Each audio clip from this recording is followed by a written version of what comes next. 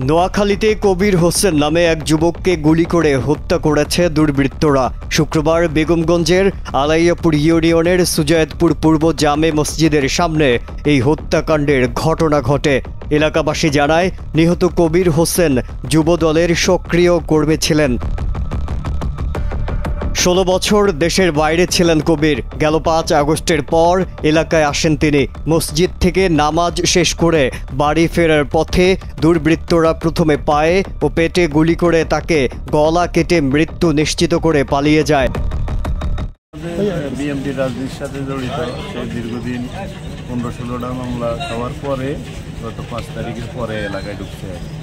মামার এই জায়গায় সন্ত্রাসীরা জবা করে দিয়েছে, এমনকি গুলি করছে। দুটা খোসা আছে, জায়গায় পড়ছে।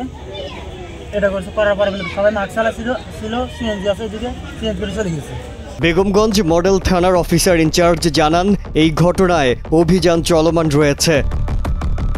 আমরা আসামি শনাক্তকরণের কাজ করছি, অভিযান আছে আমাদের টিম কাজ করতেছে। সিভিল টিম, সিনিয়র অফিসারের জন্য 2-1টা টিম করছি।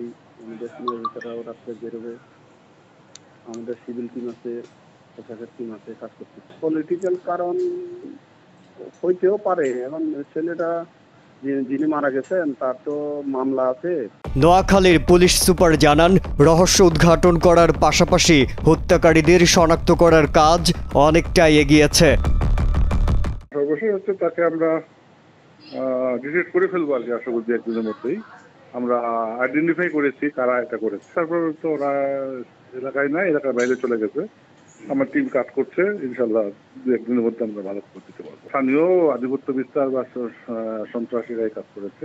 নোয়াখালী থেকে শামসুল হাসান মিরনের পাঠানো তথ্যচিত্রে ডেস্ক রিপোর্ট মাজহারুল আলম, কালের কণ্ঠ।